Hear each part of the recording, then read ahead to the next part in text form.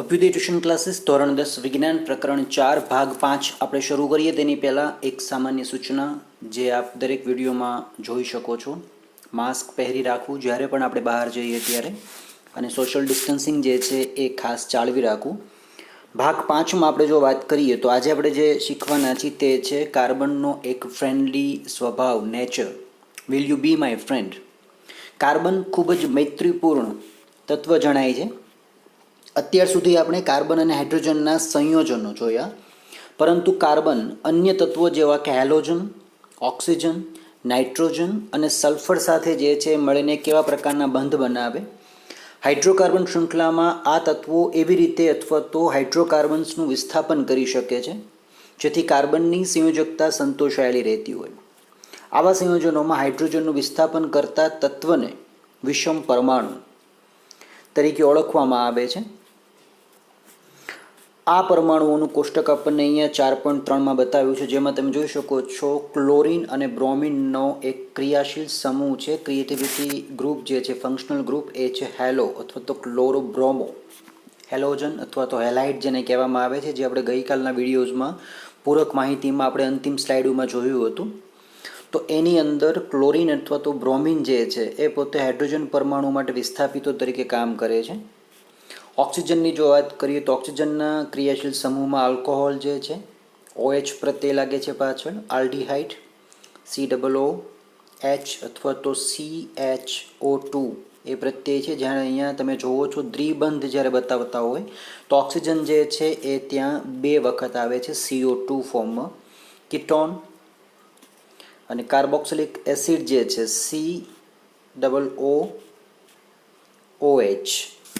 તો આ જે છે એ હાઇડ્રોજનનું વિસ્થાપન કરી શકે તેવી ફંક્શનલ ગ્રુપની એવી સિરીઝો છે જેને આપણે ઓળખીશું અહીંયા વિષમ પરમાણુ તરીકે. આ વિષમ પરમાણુઓ અને તેમને સમાવતા સમૂહો સંયોજનને વિશિષ્ટ ગુણધર્મ આપે જે કાર્બન શૃંખલાની લંબાઈ અને સ્વભાવ પર આધારિત નથી હોતા, તેથી તેમને ક્રિયાશીલ સમૂહ કહેવામાં આવે છે. તમારી પાસે અહીંયા વ્યાખ્યા આપી શકે છે કે ફંક્શનલ ગ્રુપ એટલે ક્રિયાશીલ સમૂહ કોને કહી શકાય. તો આ વિષમ પરમાણુઓ તેમના સમાવતા સમૂહો કે સંયોજનને વિશિષ્ટ ગુણધર્મ આપે છે જે કાર્બન શૃંખલાની લંબાઈ અને સ્વભાવ પર આધારિત નથી. તો તેમને ઓળખવામાં આવે છે ક્રિયાશીલ સમૂહ તરીકે. તો કોષ્ટક 4.3માં તમને જે નામ આપ્યા છે તે બધા જ ક્રિયાશીલ સમૂહોના છે, જેની આપણે પૂરક જાણકારી ગઈકાલના વિડીયો 4માં જોઈ હતી. તો આપણે એ પણ એકવાર રિફર કરશો તો તમને આ જે તત્વો છે અને આવનારી બધી જે સ્લાઇડ્સ છે તમને તેમાં રિવાઇઝ થઈ જશે. સમૂહની મુક્ત સંયોજકતા અથવા તો સંયોજકતાઓ એકલ રેખા દ્વારા દર્શાવાય છે. તો ક્રિયાશીલ સમૂહ આ સંયોજકતા દ્વારા એક હાઇડ્રોજન પરમાણુ અથવા પરમાણુઓનું વિસ્થાપન કરીને કાર્બન શૃંખલામાં જોડાયેલા રહેતા હોય છે. તેના ઉપરથી બને છે હોમોજીનિયસ સિરીઝ CH2 અને C3H6, જે આપણે ગઈકાલે તફાવતની વાત કરતા હતા એ અહીંયા તમારી પાસે ટોપિક રિવાઇઝ થાય છે. તમે જોયું છે કે કાર્બન પરમાણુઓ એકબીજા સાથે જોડાઈને અલગ અલગ લંબાઈની શૃંખલાઓ બનાવે છે. આ શૃંખલાઓ શાખીય પણ હોઈ શકે અથવા રિંગ આકારની અથવા તો સરળ. વધુમાં કાર્બન શૃંખલા ઉપર રહેલ હાઇડ્રોજન પરમાણુઓને ઉપર દર્શાવેલ ક્રિયાશીલ સમૂહ પૈકી કોઈ પણ સમૂહ દ્વારા વિસ્થાપિત કરી શકાય છે. આલ્કોહોલ જેવા ક્રિયાશીલ સમૂહની હાજરી કાર્બન સંયોજનના ગુણધર્મ સૂચવે છે, પછી ભલે તે કાર્બન શૃંખલાની લંબાઈ ગમે તેટલી હોય. ઉદાહરણ તરીકે CH3OH, C2H5OH, C3H7OH, C4H9OH આ બધા જ રાસાયણિક ગુણધર્મોમાં ઘણી સમાનતા છે, અને સમાનતા જે છે એ દરેકમાં તમે CH2નો ધન તફાવત રહે છે. OH જે છે એ ક્રિયાશીલ સમૂહ છે જે પાછળ આપેલો છે. આમ સંયોજનોની એવી શ્રેણી કે જેમાં કાર્બન શૃંખલામાં રહેલ હાઇડ્રોજનને સમાન પ્રકારના ક્રિયાશીલ સમૂહ દ્વારા વિસ્થાપિત કરવામાં આવે તો તેને કહેવામાં આવે છે સમાનધર્મી શ્રેણી. તો અહીંયા તમારી પાસે કોષ્ટક 4.2માં જે સિરીઝ આપી હતી તેમાં જો આપણે વાત કરીએ તો CH4 અને C2H6 છે, જે બંનેનો ધન તફાવત CH2 એકમથી જુદો પડશે. આવી રીતે C2H6 અને C3H8માં પણ તફાવત જે છે CH2 જેટલો રહેશે. પછી તમે કોઈ પણ જોડી લેશો એ દરેક જોડીમાં આ જે તફાવત છે CH2 જેટલો એ રહેતો હોય છે. તો શું તમે આ જોડીઓ વચ્ચે આણ્વીય દળોના તફાવત શોધી શકો? કાર્બનનું પરમાણુય દળ જે છે 12U જેટલું છે અને હાઇડ્રોજનનું પરમાણુય દળ 1U જેટલું છે. તો દરેકમાં તમને ખ્યાલ આવશે કે હાઇડ્રોજનને તમે જો એક સાથે લેશો તો 1 ગુણ્યા 2 એટલે કે 2 એકા 2 અને કાર્બનનું દળ થાય છે 12. તો ગઈકાલે આપણે એક સિરીઝમાં વાત કરી જેમાં દરેકમાં 14નો તફાવત રહે છે. કાર્બનનો જે એક યુનિટ છે એ 14 જેટલું દરેકમાં તફાવત ધારણ થાય છે. આવી રીતે આલ્કિન સમાનધર્મી શ્રેણી લ્યો તો તેનો પ્રથમ સભ્ય ઇથિન છે, જે વિભાગ 4.2.1માં તમારે અગાઉ આવી ગયેલ છે. ઇથિનનું સૂત્ર શું હતું તો એ તમારે યાદ કરવાનો ખાસ પ્રયત્ન કરવાનો છે. બીજું કે આલ્કિન શ્રેણીમાં ક્રમિક સભ્યો જે છે C3H6, C4H8, C5H10 સૂત્ર છે. તો દરેક સૂત્રમાં પણ તમે ધન તફાવત જે છે એ CH2 જેટલો જ મેળવશો. તો આ જે સિરીઝ બને છે તેને કીધી છે સમાનધર્મી શ્રેણી. કાર્બન અને હાઇડ્રોજન પરમાણુની સંખ્યા વચ્ચે કોઈ સંબંધ જણાય છે કે હા, આલ્કિનનું સામાન્ય સૂત્ર છે CnH2n. n બરાબર તમે 2, 3, 4 એવી કોઈ પણ સંખ્યા લઈ શકો. તો કોઈ પણ સમાનધર્મી શ્રેણીમાં આણ્વીય દળ વધે ત્યારે ભૌતિક ગુણધર્મમાં ક્રમબદ્ધતા જોવા મળે છે. આમ થવાનું કારણ એ છે કે આણ્વીય દળ વધવાથી ગલનબિંદુ તેમજ ઉત્કલન બિંદુ વધે છે અને આણ્વીય દળ ઘટવાથી ગલનબિંદુ અને ઉત્કલન બિંદુ ઘટે છે.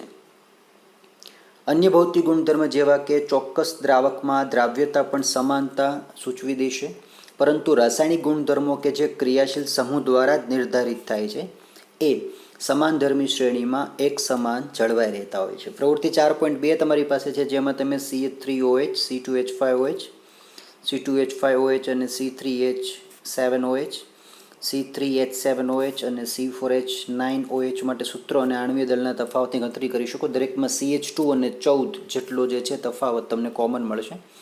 આ ત્રણેય વચ્ચે કોઈ સમાનતા છે તો કે હા, ભાગ 4ના વિડીયોઝમાં તમે અંતિમ સ્લાઇડમાંથી જોઈ શકો છો. આ આલ્કોહોલને કાર્બન પરમાણુઓના ચડતા ક્રમમાં ગોઠવી જુઓ અને એક જૂથ બનાવો તો એક જૂથ જે છે બનશે સમાનધર્મી શ્રેણી.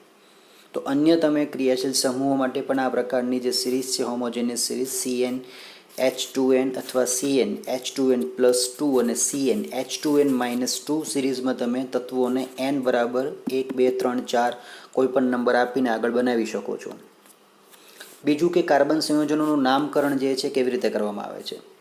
સમાનધર્મી શ્રેણીમાં સંયોજનોના નામને આધાર મૂળભૂત કાર્બનની એવી શૃંખલા પર રહેલો છે જેમાં ક્રિયાશીલ સમૂહની પ્રકૃતિ સૂચવતા પૂર્વક પ્રિફિક્સ શબ્દ સમૂહની આગળ અથવા પ્રત્યય જેને આપણે સફિક્સ કહીએ છીએ જે શબ્દ સમૂહની પાછળ લાગતા હોય. ઉદાહરણ તરીકે 4.2માં તમે લીધેલા તત્વોના નામ અનુક્રમે આલ્કોહોલ સિરીઝમાં મિથેનોલ, ઇથેનોલ, પ્રોપેનોલ અને બ્યુટેનોલ છે. તો આ દરેકનું નામકરણ કેવી રીતે થાય છે તે તમે ખાસ સમજો. તમે ગઈકાલની જે સ્લાઇડમાં જોયા હતા જેમાં પાછળ એન પ્રત્યય લાગતો તો, ઓલ પ્રત્યય લાગતો તો, આઈન પ્રત્યય લાગતો તો, આ દરેક જે છે એ શબ્દો જે છે ખાસ યાદ રાખવાના છે. જેમાં પ્રથમ મુદ્દો છે કે સંયોજનમાં કાર્બન પરમાણુઓની સંખ્યા નક્કી કરો. 3 કાર્બન પરમાણુ ધરાવતા સંયોજનનું નામ પ્રોપેન થશે. ક્રિયાશીલ સમૂહ હાજર હોય તો તેને પૂર્વક અથવા તો પ્રત્યય સહિત સંયોજનના નામમાં દર્શાવો. જો ક્રિયાશીલ સમૂહનું નામ પ્રત્યયના આધારે આપવામાં આવે અને ક્રિયાશીલ સમૂહનો પ્રત્યય A-E-I-O-U જેવા સ્વરથી શરૂ થતો હોય તો કાર્બન શૃંખલાના છેડે ઈ પ્રત્યય દૂર કરીને યોગ્ય પ્રત્યય લગાવીને તમે નામ આપશો. ઉદાહરણ તરીકે કીટોન જે છે તો કીટોનની અંદર 3 કાર્બન શૃંખલા ધરાવતો તત્વ તમારું જે છે પ્રોપેન જે છે એમાંથી ઈ પ્રત્યય જે છે શબ્દ નીકળી જશે અને ત્યાં 1 લાગશે તો તમારું નામ નવું બનશે પ્રોપેનોન. એ રીતે જો કાર્બન શૃંખલા અસંતૃપ્ત હોય અને કાર્બન શૃંખલાના નામમાં રહેલ અંતિમ એન ને કોષ્ટક 4.4માં દર્શાવ્યા પ્રમાણે જો ઇન પ્રત્યય અથવા આઈન પ્રત્યય દ્વારા વિસ્થાપિત કરવામાં આવે તો આપણને દ્વિબંધ ધરાવતો 3 કાર્બનની શૃંખલાવાળો પ્રોપીન અને બીજો ત્રિબંધ ધરાવતો પ્રોપાઇન તત્વ જે છે આપણને મળશે. હેલો આલ્કેન સિરીઝમાં પ્રત્યય તમારી પાસે લાગે છે ક્લોરો અથવા તો બ્રોમો. ઉદાહરણ તરીકે તમારી પાસે C3H6+7 અને Cl છે. તમને ગઈકાલે પણ વાત કરી તમે બ્રોમો જે છે Br અથવા ત્યાં તમે Cl પ્રત્યય આપી શકો છો. તો ક્લોરોપ્રોપેન છે ને બ્રોમોપ્રોપેન છે. આલ્કોહોલમાં દરેકમાં પાછળ પ્રત્યય જે છે ઓલ લાગશે જેમ કે પ્રોપીન અથવા પ્રોપેનનું પ્રોપેનોલ. આલ્ડીહાઇડ પ્રત્યયમાં દરેકમાં પ્રત્યય લાગશે આલ. આ ખાસ ધ્યાન રાખશો, અહીંયા ઓલ પ્રત્યય છે અને અહીંયા આલ પ્રત્યય છે. તો આ છે પ્રોપેનાલ અને પ્રોપેનોલ. દરેકની ઉદાહરણ પ્રમાણેની જે સૂચના છે, આયુપેક નામ પ્રમાણે જે બંધારણ છે એ તમે ખાસ જોઈ લેશો કે અહીંયા આલ્ડીહાઇડની અંદર COOH બોન્ડથી જોડાય અને અહીંયા આલ્કોહોલ જે છે પોતે OH બોન્ડથી કનેક્ટ થતું હોય છે. એવી રીતે કીટોન જે છે જેમાં પાછળ પ્રત્યય ઓન લાગે તો તેમાં પણ તમારી પાસે COOH જે છે પ્રોપેનોન. કાર્બોક્સિલિક એસિડ માટે ઓઇક એસિડ લાગશે, જેમ કે પ્રોપેનોઇક એસિડ COOH. આલ્કિન માટે ઇન પ્રત્યય છે, જેમ કે ડબલ બોન્ડ CHHમાં પ્રોપિન. અને આલ્કાઇન માટે પ્રત્યય છે આઇન, કે જેમાં C triple bond C single bond H propyne છે. તો દરેક કોષ્ટકની જે વિગત છે આપણે ગઈકાલે ભાગ 4માં ઓલરેડી અગાઉ આપણે જોઈ ગયા છીએ. તો એ દરેક ટોપિક્સ જે છે એકવાર તમારે રિવાઇઝ કમ્પ્લીટલી કરવાનો, જેથી કરીને તમને આ ટોપિક જે છે એ વધુ ને વધુ પાવરફુલ થઈ જશે. સાથે જો વાત કરીએ તો કાર્બનના સંયોજનો, રાસાયણિક ગુણધર્મો જે છે શું છે, કેવા છે. તો આ વિભાગમાં તમે કાર્બન સંયોજનોના કેટલાક રાસાયણિક ગુણધર્મોનો અભ્યાસ કરશો. સૌથી પહેલાં જો વાત કરીએ તો દહન જે પ્રકરણ 1 અને 2માં પણ આવી ગયો છે ઉલ્લેખ, તેનો પ્રકરણ 3માં પણ ઉલ્લેખ થાય છે. તો આ ટોપિક તમારે જે છે પ્રકરણ 1 અને 2ની સાથે સંલગ્ન તૈયાર કરવાનો છે. દહન એટલે કે કમ્બન્શન શું કહે છે? કાર્બન તેના બધા જ અપર રૂપોમાં હવામાં દહન પામીને કાર્બન ડાયોક્સાઇડ આપે છે, સાથે ઉષ્મા અને પ્રકાશ મુક્ત કરે. મોટાભાગના કાર્બન સંયોજનો દહન દ્વારા વધુ પ્રમાણમાં ઉષ્મા અને પ્રકાશ મુક્ત કરે છે. તો આ પ્રક્રિયા જે છે ઉષ્મા ક્ષેપક પ્રક્રિયા છે, જે ખાસ યાદ રાખશું. નંબર 2, આ બધી પ્રક્રિયાઓ ઓક્સિડેશન પ્રક્રિયાઓ છે, જેના વિશે તમે પ્રકરણ 1માં અગાઉ જોઈ ગયા છો. સૂત્ર જે છે તમારું પણ આગળની ઉપરની સ્લાઇડમાં આવવાનું છે, તો આપ તે પણ એકવાર રિફર કરશો. પ્રક્રિયાનું સાદું સમીકરણ યાદ રાખવા માટે C+O2 જે છે તો બનશે CO2, જેમાં ઉષ્મા પ્રકાશ મળે છે. CH4 + O2 gives CO2 + H2O. એવી રીતે CH3CH2OH + O2 ઇથેનોલ જે છે gives આપણને CO2 + H2O. આ બધી જ પ્રક્રિયાઓ જે છે તમે સમીકરણ સંતુલિત દરેકના કરી શકો છો. બીજું, પ્રવૃત્તિ 4.3માં અમુક કાર્બન સંયોજનો, જેમાં નેફ્થેલિન જે આપણે ઘરમાં રાખીએ છીએ, નેફ્થેલિનની ગોળીઓ ખાસ કરીને તિજોરીમાં કપડાઓની વચ્ચે મમ્મીએ મૂકી હશે. કપૂર બધાને ખ્યાલ છે, અને આલ્કોહોલ જે એક પ્રકારનો દારૂ છે, આપણે ઘરમાં પીતા તો નથી, રાખતા પણ નથી, બટ અત્યારે હાલમાં જે સેનિટાઈઝર આવે છે તેમાં ઇથેનોલ જે છે પ્રકારનો આલ્કોહોલ તેમાં એડ કરેલું હોય છે. તો વારાફરતી તમે એક ચમચી પર લઈ તેને સળગાવો, જ્યોતનું અવલોકન કરો, ધુમાડો ઉત્પન્ન થયો કે કેમ તે તમે ચેક કરી શકો છો. જ્યોતની ઉપરની ધાતુ પર તકતી રાખો તો શું આપેલ સંયોજનો પૈકી કોઈ માટે તકતી પર કંઈ પદાર્થ જમા થાય? કપૂરનો તમે જે પ્રયોગ છે તમે ધોરણ 9માં ઓલરેડી કરેલો છે. કપૂરને ગરમ કરતાં તેમાંથી તેની બાષ્પ બને અને બાષ્પ જે છે રૂમાં જામી જતી હતી. તો આ તમને ખ્યાલ છે. રીતે એક બીજું છે પ્રવૃત્તિ 4.4માં, જેમાં બન્સેન બર્નર ચાલુ કરી જુદા જુદા પ્રકારની જ્યોત કે ધુમાડાની હાજરી પ્રાપ્ત કરવા માટે તેમાં નીચેના ભાગમાંનું હવા છિદ્ર યોગ્ય રીતે ગોઠવો. તમને પીળી મેશ જેવી કાળી જ્યોત ક્યારે જોવા મળે છે અને તમને ભૂરી જ્યોત ક્યારે જોવા મળે? તો સિમ્પલ ક્વેશ્ચન, આનો આન્સર એવો છે કે જ્યારે કોઈપણ પદાર્થનું હવાની ગેરહાજરીમાં અપૂરતું દહન થાય ત્યારે આપણને મેશ કાળી જ્યોત જોવા મળે છે. અને પીળી જ્યોતમાં પણ હવાની જો હાજરી પૂરેપૂરી હશે તો એની અંદર તમે આ જ્યોત જે છે જોઈ શકો છો. પીળી જ્યોત આપણે દીવાઓમાં જોઈએ છીએ. તો સામાન્ય રીતે સંતૃપ્ત હાઇડ્રોકાર્બન સંયોજનો કાળા ધુમાડા રહિત જ્યોત આપે છે, અને અસંતૃપ્ત હાઇડ્રોકાર્બન સંયોજનો ખૂબ જ કાળા ધુમાડા સાથેની પીળી જ્યોત આપે છે, જેના પરિણામે પ્રવૃત્તિ 4.3ની અંદર ધાતુની તકતી પર મેશ જમા થાય. જો કે હવાનો પુરવઠો સીમિત કરતાં સંતૃપ્ત હાઇડ્રોકાર્બનનું પણ અપૂર્ણ દહન થઈ કાળી મેશ જેવી જ્યોત ઉદ્ભવી શકે. ઘરમાં ઉપયોગમાં લેવાતા ગેસ કે કેરોસીન સ્ટવમાં હવા માટે પ્રવેશ માર્ગ હોય છે, જેનાથી પૂરતા પ્રમાણમાં ઓક્સિજન મિશ્રિત બળતણ જે છે તેમાં દાખલ પામતું હોય છે, જે ધુમાડા રહિત પૂરી જ્યોત માટે જવાબદાર હોય છે. જો તમે ક્યારેય વાસણોના તળિયા કાળા થતા જોયા હોય તો તેનો અર્થ એ થાય કે હવા માટેનો પ્રવેશ માર્ગ અવરોધાય છે અને તથા બળતણનો વ્યય થતો હોય છે. કોલસો અને પેટ્રોલ જેવા બળતણોમાં થોડી માત્રામાં નાઇટ્રોજન તેમજ સલ્ફર હોય છે, જેના દહનને કારણે સલ્ફર અને નાઇટ્રોજનના ઓક્સાઇડનું નિર્માણ થાય છે, જે પર્યાવરણમાં મુખ્ય પ્રદૂષક છે. ખાસ કરીને CO2, SO2 જે આપણે તત્વો જાણીતા છે એ બધા જ ઓઝોન લેવલને નુકસાન પહોંચાડે છે. ગ્રીન હાઉસ જે ગેસીસ છે એની અંદર તેની ગણના થાય છે. નંબર આપણા માટે વધારે માહિતીપૂર્વક છે, જેમાં શા માટે સળગતા પદાર્થો જ્યોત સાથે અથવા તો જ્યોત વગર સળગે છે. શું તમે ક્યારેય કોલસા અથવા તો લાકડાની આગ જોઈ છે? જો નહીં તો હવે પછી તમે જ્યારે પણ અવસર મળે ત્યારે તે ધ્યાનથી જુઓ. લાકડા તથા કોલસાના સળગવાની શરૂઆતમાં શું થાય? તમે જોયું હશે કે એક મીણબત્તી અથવા તો ગેસ સ્ટવનો એલપીજી સળગતી વખતે જ્યોત ઉત્પન્ન કરે છે. તમે એ પણ જોશો કે ચૂલામાં સળગતો કોલસો અથવા ચારકોલ કેટલીક વખત લાલ રંગથી પ્રજ્વલિત થાય છે અથવા તો વગર જ્યોતિ ઉષ્મા આપતા હોય છે. તો એવું એટલા માટે થાય કે માત્ર વાયુ પદાર્થોના સળગવાથી જ્યોત ઉત્પન્ન થાય છે. લાકડું અથવા તો કોલસો સળગતા તેમાં હાજર રહેલા બાષ્પશીલ પદાર્થો જે છે પોતે વાયુ સ્વરૂપમાં ફેરવાય અને પરિણામે આપણને ત્યાં જ્યોત જોવા મળતી હોય છે. ઘણી વખત એવું પણ બને કે વાયુ પદાર્થોના પરમાણુઓને ઉષ્મા આપતા એક તીવ્ર જ્યોત જોવા મળે અને તે પ્રકાશિત થવાનું શરૂ કરે. પ્રત્યેક તત્વ દ્વારા ઉત્પન્ન થતો રંગ તે તત્વનો લાક્ષણિક ગુણધર્મ હોઈ શકે. ગેસ સ્ટવની જ્યોતમાં તાંબાના તારને સળગાવવાનો જો પ્રયત્ન કરીએ તો તે રંગનું અવલોકન કરશો તો તમે જોશો કે તે અપૂર્ણ દહનથી જ્યોત જે છે તેની કાળી બનશે, જે કાર્બન છે, અને તેના આધારે તમે મીણબત્તીની પીળા રંગની જ્યોતનું પણ કારણ બતાવી શકો છો. હવે પછી તમને જ્યારે પણ સમય મળે ત્યારે તમે તમારા ઘરની અંદર જે એલપીજી ગેસ સ્ટવ છે એ જ્યારે મમ્મી જે છે પોતે તેને સાફ કરતી હોય ત્યારે તમારે ખાસ જોવાનું કે નીચેના જે બર્નર છે બર્નરમાં હવા આવવા જવા માટેની શું વ્યવસ્થા કરી છે, કેવી રીતે આ બન્સેન બર્નર જે છે એ કામ કરે છે. તમે તેના માટે ગૂગલ પણ સર્ચ કરી શકો છો, જે તમારું નોલેજ જે છે એ ઇન્ક્રીઝ થઈ શકે.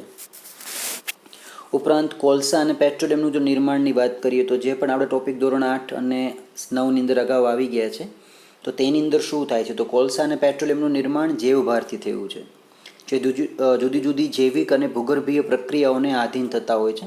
કોલસો વૃક્ષો, ત્રિઅંગી જેવી વનસ્પતિઓ કે જે લાખો કરોડો વર્ષો પહેલાં જીવિત હતી તેના અવશેષો છે.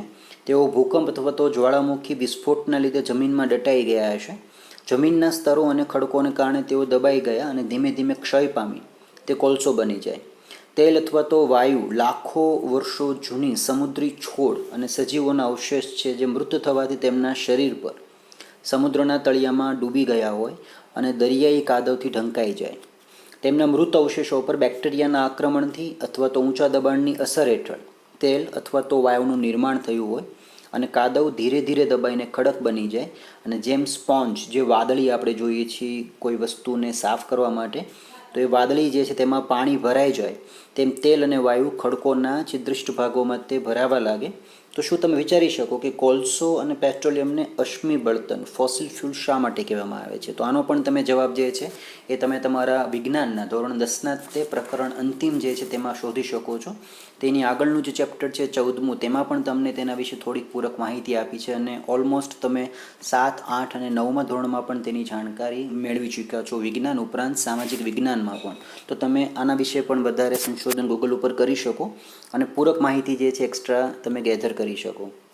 આ ઉપરાંત આપણી પાસે જે પ્રોસેસ છે તેમાં એક આપણી પાસેની પ્રોસેસ છે ઓક્સિડેશનની. ઓક્સિડેશન પ્રોસેસ જે છે કેવી રીતે થાય તમે ઉલ્લેખ તમે આગળની જે દહનની પ્રક્રિયામાં કમ્બન્શનમાં જોયું હતું તેની જેમ જ ત્યાં ઓક્સિડેશન શું છે તો કે કસ્ટડીમાં તમે આશરે 3 ml જેટલું ઇથેનોલ લઈએ અને જળ ઉષ્મા એટલે કે વોટર બાથમાં ધીમે ધીમે ગરમ કરો.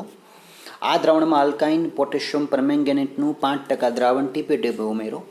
જ્યારે તે શરૂઆતમાં ઉમેરવામાં આવે ત્યારે પોટેશિયમ પરમેંગેનેટનો રંગ તેનો તે જ રહે છે અને ત્યાર પછી આ રંગ જે છે એ શા માટે દૂર થતો નથી? વધુ પ્રમાણમાં ઉમેરવામાં આવે તો શા માટે એ રંગ દૂર થતો નથી? તેનું કારણ છે ઓક્સિડેશન. શું છે ઓક્સિડેશન તે સમજી લઈએ. તો કે પ્રથમ પ્રકરણમાં તમે ઓક્સિડેશન પ્રક્રિયા વિશે શીખી ગયા છો. વિડીયો જે છે આનો પણ અવેલેબલ છે આપણા ગ્રુપ યુટ્યુબ ચેનલ ઉપર, તમે તે પણ સર્ચ કરીને જોઈ શકશો. કાર્બન સંયોજનોનું દહન કરતાં તેમનું સરળતાથી ઓક્સિડેશન કરી શકાય. આ પૂર્ણ ઓક્સિડેશન ઉપરાંત એવી પ્રક્રિયા છે કે જેમાં આલ્કોહોલ કાર્બોક્સિલિક એસિડમાં ફેરવાય છે. હવે એક્ઝેક્ટલી ઓક્સિડેશન શું છે એ સમજી લઈએ. તો એ અને બી નામના ધારો કે કોઈ તત્વ છે જેની વચ્ચે કોઈ પ્રકારની પ્રક્રિયા થાય છે ઉષ્મા લેવાની દેવાની, અને એ જે છે એ અને અહીંયા બી તમે જોઈ શકો જેમાં એ અહીંયા સિંગલ હતો પણ અહીંયા એક અણુ જે છે એ ગુમાવીને પોતે અહીંયા હાજર થાય. જ્યારે એક ઇલેક્ટ્રોન જે છે બી એ પોતે ઇલેક્ટ્રોન અહીંયા મેળવી લે છે. ઇલેક્ટ્રોનની ખાસ ધ્યાન રાખશો, અહીંયા તો ઓક્સિડેશન પ્રોસેસમાં જે છે એ ઇલેક્ટ્રોનનો અણુ જે છે ગુમાવવાની વાત છે. ઓક્સિજનનો અણુ ગુમાવી દેશે તો પ્રક્રિયા જે છે બનશે ઓક્સિડેશનની, જેમાં હાઇડ્રોજનની હાજરી થશે, અથવા હાઇડ્રોજનનો અણુ ગુમાવવાનો થાય અને ઓક્સિજન ઇન થાય તો તે પ્રક્રિયા બને છે રિડક્શન પ્રક્રિયા. આ બંને પ્રક્રિયા જ્યારે ભેગી થાય તો તેને કહેવામાં આવે છે રેડોક્સ પ્રોસેસ, કે જેની અંદર આ બંને પ્રક્રિયાઓ ભેગી થતી હોય છે. તો ઓક્સિડેશન પ્રક્રિયામાં ઓક્સિજન દૂર થવો, હાઇડ્રોજન ઉમેરાવો, અને રિડક્શન પ્રક્રિયામાં હાઇડ્રોજન દૂર થવો, ઓક્સિજન ઉમેરાવો, એ પ્રક્રિયા બને છે. અહીંયા તમે જો વાત કરો તો તમને જે પ્રવૃત્તિમાં આપી હતી એ પ્રક્રિયાને આપણે લખીએ તો CH3CH2OH જે ઇથેનોલ છે એને તમે જ્યારે આલ્કાઇન પોટેશિયમ પરમેંગેનેટ સાથે ગરમી આપશો, અથવા તો એસિડિક જે છે પોટેશિયમ ડાયક્રોમેટ K2Cr2O7 ઉષ્મા આપતા આપણને ત્યાં CH3COOH બને છે. વિદ્યાર્થી મિત્રો, તમે કોષ્ટક 4.4 ઉપરથી આ જે ક્રિયાશીલ સમૂહ છે એની ઓળખ સરળતાથી કરી શકશો તો તેના માટે પ્રયત્ન કરવાનો છે. કેટલાક પદાર્થો અન્ય પદાર્થોમાં ઓક્સિજન ઉમેરવા માટે સક્ષમ હોય જેને કહેવામાં આવે છે ઓક્સિડેશન કરતા, જેનું બીજું નામ છે કેટેલિસ્ટ, અથવા આપણે જેને ધોરણ 5, 6, 7, 8માં ઓળખતા હતા ઉદ્દીપક. આલ્કાઇન પોટેશિયમ પરમેંગેનેટ અથવા તો એસિડિક પોટેશિયમ ડાયક્રોમેટ આલ્કોહોલનું કાર્બોક્સિલિક એસિડમાં ઓક્સિડેશન કરી દે છે. એટલે કે તે શરૂઆતની સામગ્રી પ્રક્રિયામાં ઓક્સિજન ઉમેરે છે અને તેથી તે શું કહેવાય છે? ઓક્સિડેશન કરતા. તો આ જે છે એ ઓક્સિડેશન કરતા છે, જેનો આપણને MCQS ટાઈપમાં પ્રશ્ન પૂછી શકે. આ જે છે એ બને છે કાર્બોક્સિલિક એસિડ. રિડક્શન પ્રોસેસની જો વાત કરીએ, ઓક્સિડેશન પ્રોસેસનું બીજું તમારી પાસે ઉદાહરણ છે જેમાં ફેરસ લોખંડની ખીલીને હવાની હાજરીમાં જો પ્રોસેસ થાય ભેજના માધ્યમથી તો Fe2O3 એક ક્ષાર એટલે કે કાટ લાગી જાય છે. એમાં તમે જોઈ શકો છો કે Fe જે છે એ Fe2 છે. ઓક્સિજનના 2 અણુ છે અહીંયા, અને અહીંયા અણુ તમારી પાસે 3 થાય, જેમાં એક અણુ ઉમેરાય છે, અહીંથી અણુ દૂર થાય છે. તો આ જે પ્રોસેસ છે ઓક્સિડેશન પ્રોસેસ છે, અને અહીંયા આપણી પાસે આવે છે રિડક્શન. આ સમગ્ર પ્રક્રિયાને કહેવામાં આવે છે રેડોક્સ પ્રોસેસ. વધુ જાણકારી અને વધુ ડિટેલ તમારી પાસે જે છે એ ધોરણ 11માં કેમેસ્ટ્રીમાં તમે ચોક્કસથી આ જોઈ શકશો. ઉપરાંત તમારે તેના જે માપન છે, અંક કાઢવાના છે, રેડોક્સ અંક કાઢવા પડશે, તો એની પણ તમે ગણતરી 11-12 સાયન્સમાં શીખશો. હાલ પૂરતું માત્ર પૂરક જાણકારી માટે મહત્વનો ટોપિક તમારી પાસે છે યોગશીલ પ્રોસેસ. એડિશનલ રિએક્શન શું છે? ઘરમાં જ્યારે મમ્મી ઘી બનાવે ત્યારે આ ક્રિયા જે છે ઘરમાં થતી હોય છે, જે આપણી જાણકારી બહાર છે કે એક પણ પ્રકારની રાસાયણિક પ્રક્રિયા છે રાંધાવાથી માંડીને આ બધું બનાવવા માટેની. તો આ પ્રક્રિયા કેવી રીતે કામ કરે છે? પેલેડિયમ અથવા તો નિકલ જેવા ઉદ્દીપકોની હાજરીમાં સંતૃપ્ત હાઇડ્રોકાર્બનમાં હાઇડ્રોજન ઉમેરાઈને સંતૃપ્ત હાઇડ્રોકાર્બન બને. ઉદ્દીપકો એવા પદાર્થો છે કે જે પ્રક્રિયાને અસર પહોંચાડ્યા વગર જ પ્રક્રિયાને જુદા જુદા દરથી આગળ વધારે. આ પ્રક્રિયાનો ઉપયોગ સામાન્ય રીતે વનસ્પતિ તેલના હાઇડ્રોજનીકરણ નિકલ ઉદ્દીપકના ઉપયોગ દ્વારા થાય છે. વનસ્પતિ તેલ સામાન્ય રીતે લાંબી અસંતૃપ્ત કાર્બન શૃંખલા ધરાવે છે, જ્યારે પ્રાણીજ ચરબીમાં સંતૃપ્ત કાર્બન શૃંખલા હોય છે. ડાલડા ઘી અને વનસ્પતિ જે ઘી આપણે કહીએ છીએ એ ઘી અને જે દેશી ઘી તમે એનું બધા ખાઈએ છીએ તો તેનો જે તફાવત છે તમને ખ્યાલ હોવો જોઈએ. ફ્રોઝન ડેઝર્ટ એટલે કે થીજેલો ડાલડા ઘીમાંથી કે પછી વનસ્પતિ તેલમાંથી બનાવેલો જે આઈસ્ક્રીમ છે, તમે જ્યારે પણ નેક્સ્ટ ટાઈમ કોઈ આઈસ્ક્રીમ ખાઓ તો તેમાં તમારે ખાસ વાંચવું કે તે ફ્રોઝન ડેઝર્ટ છે. ફ્રોઝન ડેઝર્ટ એમાં નીચે લખ્યું હોય છે. તો એ જે છે એ વનસ્પતિ ઘીમાંથી કે વનસ્પતિ તેલમાંથી બનાવેલો છે, જે સ્વાસ્થ્ય માટે નુકસાનકારક છે. પ્રક્રિયાનું જે સમીકરણ છે એ આપણી પાસે કંઈક આ પ્રકારનું છે. C++CRR સમૂહ જે છે કોષ્ટક 4.4 ઉપરથી ખાસ જોઈને યાદ કરવાનો પ્રયત્ન કરશો. નિકલ ઉદ્દીપકની હાજરીમાં અને H2ની હાજરીમાં આપણી પાસે C2H2 અને R જે બને છે એ શું છે? ક્રિયાશીલ સમૂહ. નામ યાદ કરવાનો ખાસ પ્રયત્ન કરશો. જાહેરાતોમાં કહેવામાં આવે છે કે કેટલાક વનસ્પતિ તેલ સ્વાસ્થ્યવર્ધક હોય છે. સામાન્ય રીતે પ્રાણીજ ચરબીમાં સંતૃપ્ત ફેટી એસિડ હોય છે જે સ્વાસ્થ્ય માટે નુકસાનકારક હોય છે. પ્રાણીજ ચરબી મીન્સ કે જે પશુઓના શરીરમાંથી કાઢવામાં આવે છે. ઘણા બધા તેલ તમે જુઓ છાપામાં, ટીવીમાં ઘણીવાર આવે છે એવું કે ગાયની ચરબીમાંથી ઘી બનાવતા હોય છે, કેમિકલથી ઘી કે તેલ બનાવતા હોય છે, દરેક જે છે એ નુકસાનકારક છે. ખોરાક રાંધવા માટે અસંતૃપ્ત ફેટી એસિડ ધરાવતા તેલ વધારે પસંદ કરવામાં આવે છે. તો આ જે પ્રક્રિયા છે યોગશીલ કે જે ટૂંકનોંધ તરીકે આપણને આપી શકે છે. નંબર 2 આપણી પાસેની પ્રક્રિયા છે વિસ્થાપન પ્રક્રિયા, કે જેની અંદર સંતૃપ્ત હાઇડ્રોકાર્બન અત્યંત બિન પ્રતિક્રિયાત્મક હોય અને મોટાભાગના પ્રક્રિયકોની હાજરીમાં નિષ્ક્રિય હોય. તેમ છતાં સૂર્યપ્રકાશની હાજરીમાં હાઇડ્રોકાર્બનમાં ક્લોરીન ઉમેરવાની પ્રક્રિયા જે છે ખૂબ ઝડપી થાય છે. તો ક્લોરીન એક પછી એક હાઇડ્રોજન પરમાણુનું વિસ્થાપન કરી દે છે અને તેનું વિસ્થાપન પ્રક્રિયા કહેવામાં આવે છે. કારણ કે એક પ્રકારના પરમાણુ અથવા પરમાણુઓનો સમૂહ અન્યનું સ્થાન લે છે. સામાન્ય રીતે ઊંચા સમાનધર્મી આલ્કેન સાથે અનેક નિપજોનું નિર્માણ થાય છે. તો CH4 પ્લસ Cl2 જે છે એની હાજરીમાં આપણને CH3Cl પ્લસ HCl સૂર્યપ્રકાશની હાજરીમાં મળશે. તો આ પ્રક્રિયા જે છે પ્રકરણ 1માં પણ આવી ગઈ છે અને તમારી પાસે અહીંયા રિપીટ થાય છે. તો વ્યાખ્યાઓમાં જે છે ખાસ ભૂલ ન થાય તેનું ખાસ ધ્યાન રાખશો. વિસ્થાપન પ્રક્રિયાનું જ એક્ઝામ્પલ જો સમજીએ તો મિથેન જે છે એની અંદર તમે જ્યારે ક્લોરીનને એડ કરો છો તો CH3Cl પ્લસ HCl આ જે પ્રક્રિયા તમે અહીંયા જોઈ છે એ તમારી પાસે બની છે. એ ઉપરાંત CH3CH2I આયોડિનની જો વાત કરીએ તો પોટેશિયમ હાઇડ્રોક્સાઇડનું જે દ્રાવણ છે એમાં પ્રોસેસ થતાં CH3CH2OH અને પોટેશિયમ આયોડાઇડ રિપ્લેસ થાય છે. આ રીતે એક બીજી પણ પ્રોસેસ છે જેમાં આપણી પાસે હેક્ઝેન સમૂહ છે. હેક્ઝેન જે આપણે ગઈકાલની સ્લાઇડમાં વાત કરી હતી રિંગ આકારમાં પ્લસ HNO3 તો H2SO4 સલ્ફ્યુરિક એસિડની હાજરીમાં આપણી પાસે જે આવે છે બેન્ઝેનનું સ્થાન જે છે NO2 ગ્રુપ જે છે પોતે લઈ લે છે. NO2 ગ્રુપ શું છે એની પણ તમારી પાસે રજૂઆત સ્લાઇડ ભાગ 4માં તમારી પાસે થઈ ગઈ હતી. તો એકવાર એ પણ તમારે ખાસ હવે રિફર કરવો જરૂરી બનશે. પ્રક્રિયાનું સેકન્ડ એક્ઝામ્પલ તમારી પાસે છે, માત્ર પૂરક જાણકારી છે. ડાયાગ્રામ જે છે આપણે પરીક્ષામાં દોરવાના નથી આવતા, આપણે માત્ર કેમિકલ જે નામ આપેલા છે તેને જ બતાવવાના હોય છે. આ પ્રકારની જે રજૂઆત છે આપણે આગળ ઉપરના ઉચ્ચ ધોરણમાં કરવાનું છે. ઘી, સફોલા, ડાલડા પ્રકારના તમે ઘણા બધા ઘી અને તેલ અહીંયા જોઈ શકો છો જે બધા ઘણા અનસેચ્યુરેટેડ અને સેચ્યુરેટેડ હોય. તમે ટીવી જ્યારે જોતા હો ત્યારે ખાસ જોશો કે ટીવીમાં સેચ્યુરેટેડ અથવા તો અનસેચ્યુરેટેડ ફેટ ઓમેગા 3 એ પ્રકારના શબ્દો જ્યારે આવે તો તમે ત્યારે ગૂગલ કરીને એ શબ્દોનો અર્થ શું છે તે જાણી શકો છો. માસ્ક જે છે એ ફરજિયાત બધા પહેરશું જ્યારે પણ બહાર જઈએ ત્યારે. વિડીયો જે છે એકવાર ફરીથી રિવાઇઝ કરીને જાણી લઈશું, જોઈ લઈશું કે કઈ કઈ વિગતો તમારે આ ટૉપિકમાં ભાગ 5માં જાણવામાં આવી છે. જ્યાં કોઈ ટૉપિક અથવા કોઈ શબ્દ સંકલ્પના અલગ પડતી હોય ચોક્કસથી આ વોટ્સએપ કરી દેશો.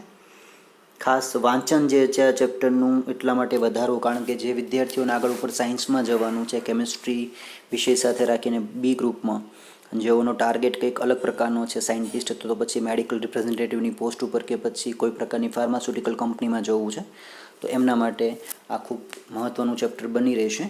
રસની વસ્તુ છે એટલે તમે જે પણ તૈયાર કરો તે ખાસ તમારે તમારો પોતાનો અંગત રસ દાખવીને તૈયારી તેની કરવાની છે.